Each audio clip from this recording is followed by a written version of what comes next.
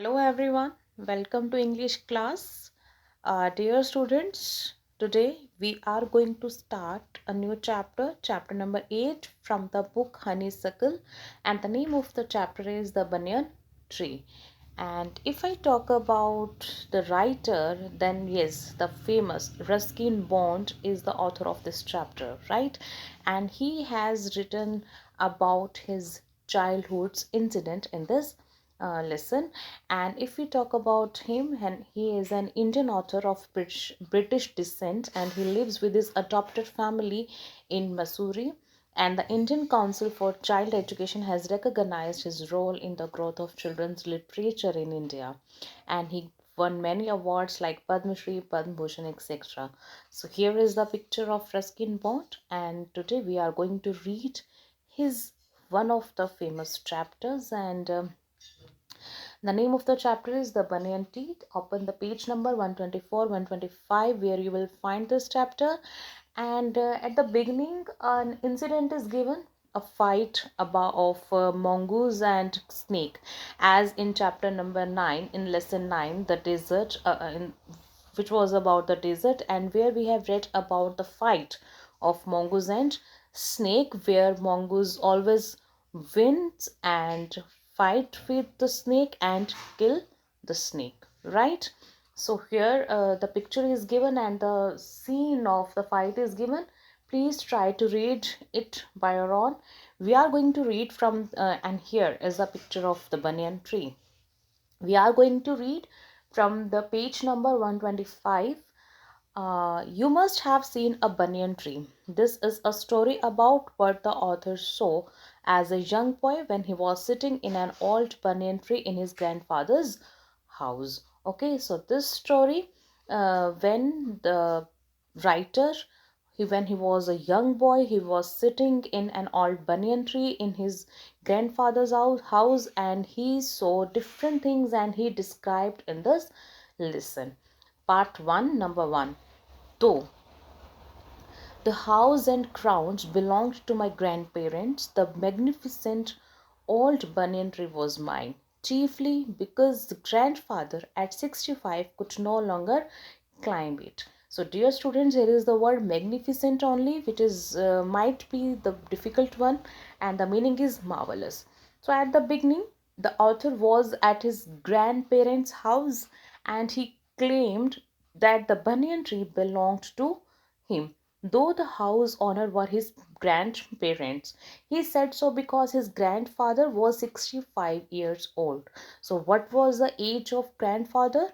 65 years, and was unable to climb the tree. The grandfather was not able to climb the tree, so that banyan tree was belonged to, yes, was completely occupied, completely honored by the writer, right? Para number 2 on the same page. Its spreading branches, which hung to the ground and took root again, forming a number of twisting passages, gave me endless pleasure. Among them were squirrels and snails and butterflies.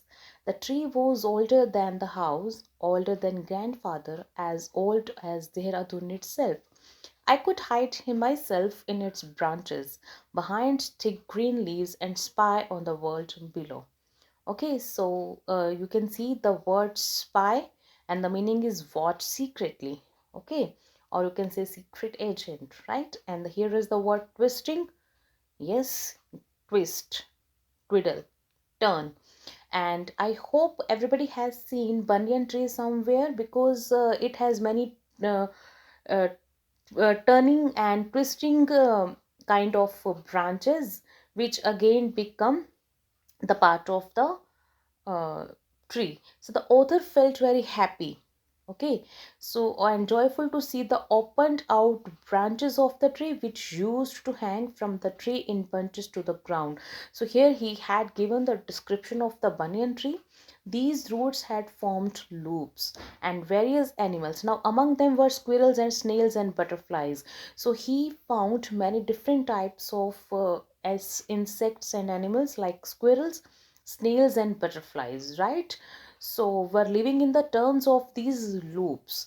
Okay, if you have seen the here is the loops and the different types of uh, roots, okay, branches of the trees were there, and all these animals and insects lived there. The tree was older, now it is the age, right? So the tree was very old, older than the house, okay, and the grandfather. So suppose the age of the grandfather was 65 according to the writer. So the tree was older than the grandfather, means might be 70 years or 75 years old, and older than the house might be 100 years. It was an old as a city, Dehradun. So you can say that if it you can compare the age of the Dehradun city, then you will find it was the older one, right? So I could hide myself in the branches behind thick green leaves and spy on the world below. Okay, so what he said that in its branches he was able to hide himself, right? He hid there in the leaves in the branches, okay, and spy on the world below. And from the above side, from the upper side of the tree, he can watch secretly under the below the world, right? So next one, para number 3. My first friend was a small gray squirrel, arching his back and sniffing into the air. He seemed at first to resent my invasion of his privacy, but when he found that I didn't arm myself with the catapult or air gun, he became friendly. And when I started bringing him pieces of cake and biscuits, he grew quite bold and was soon taking morsels from hands. Before long, he was delving into my pockets and helping himself to whatever he could find.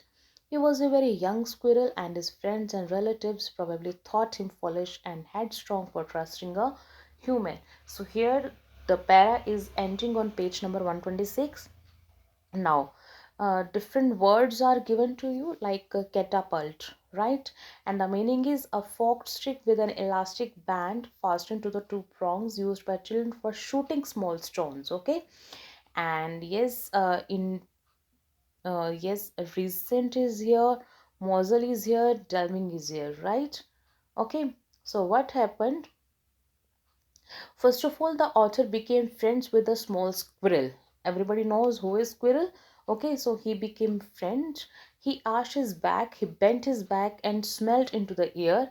In the beginning, he didn't like the author invasion into his privacy. First of all, when he was moving, when the writer was wanted to talk to the squirrel, it was not liked by the squirrel. But when he found that I didn't arm myself with catapult, and when the squirrel realized that the otter was not having any kind of catapult or air gun to hurt him, okay, so he became friendly. Soon the otter started bringing him tidbits of food, okay, tidbits of food like cake and biscuits, some pieces, and the squirrel started eating small morsels from his hand, small piece of food, okay, morsels means small pieces of food.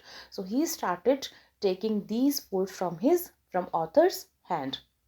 Very soon the squirrel started digging into the author's pocket for whatever he could find, okay. So he just started finding the things from the pocket, and he was young squirrel, and his skin must have thought him to be fool for trusting a human, okay. So yes, he was very young, so his friends and relatives might be very thoughtful and might be thinking like he was very foolish because he was trusting a human, right? Here is, yes, you can see the picture. A squirrel is here. Here is the author, and he is offering some food to squirrel, and squirrel is ready to get the food from his hand, right? Here is the banyan tree, the roots and the branches are here, okay, and you can see the leaves also, right? So next para, page number 126, fourth one. In the spring, when the banyan tree was full of small red figs, birds of all kinds would flock into its branches. The red-bottomed bulbul, cheerful and greedy, parrots, manna, and crows squabbling with one another. During the fig season, the banyan tree was the noisiest place in the garden. So here is the word squabbling, which means quarrel noisily over a trivial or you can say small things, right?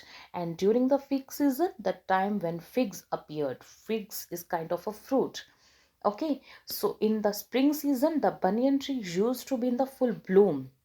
It used to be full of small red figs, different birds like bulbul, parrots, manna, and crows. So, how many birds he was talking about?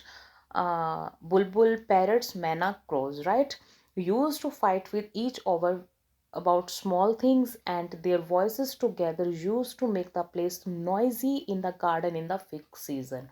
Okay, I think somewhere and sometime all of you have heard the chirping of the birds, right? So in this way, if three to four types of different types of birds started shouting or making noise, so how means it becomes a very noisy place. So same thing happened to them. Para fifth, halfway up the tree, I had built a crude platform where I would spend the afternoon when it was not too hot. I could read there, propping myself up against the tree with a cushion from the living room. Treasure Island, Huckleberry Finn, and the story of Dr. Delight were some of the books that made up my Banyan Tree library.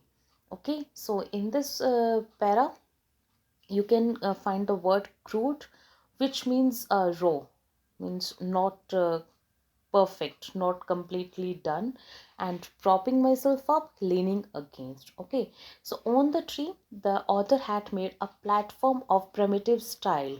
Primitive style means he wanted to be lying there, and in the afternoon, when it was not very hot, he used to spend his time here. He had put a cushion there which he had picked from the drawing room and was able to read at this place while leaning against the tree. So dear students, on the tree, he just like a tree house, he just made a platform only. Platform area was there where he can lean against, and he had put a cushion also. Okay, and while leaning against the tree, he had set up a small tree library. Okay, and he converted the place into the library, and the books that he read there were, now here listen, look at here, Treasure Island, Huckleberry Finn, and the story of Dr. Delight. These are the three books, okay, which he had kept there. Okay, so remember Treasure Islands, Huckleberry Finn, sorry, and the story of Dr. Delight. Okay, with the help of these books, he had created a small library there. Next one, the last para of this part 1. When I didn't feel like reading, I could look down through the leaves at the world below, and on one particular afternoon, I had a grandstand view of that classic of the Indian wilds, a fight between a mongoose and a cobra. Okay, so grandstand view, a clear view from the best position. Okay, so a grandstand is a large covered space with rows of seats for people to watch sports. In the stadiums, when a cricket match is going on, you can see the grandstand special area was there from where the persons can see the, yes, match. So what happened there? When the person, sorry, when the writer was not feeling to like read, so I he what he did, he could look down through the leaves at the world below. Okay, as he was leaning against the tree, he was on above the tree, so he was looking downwards. And on one day, one particular afternoon, what he had seen a grandstand view of the Indian wilds fight, and the fight between a mongoose and a cobra. And everybody knows how a mongoose and a cobra fight and who always wins. Okay, so here is the end of the part 1. Stay tuned for the next part.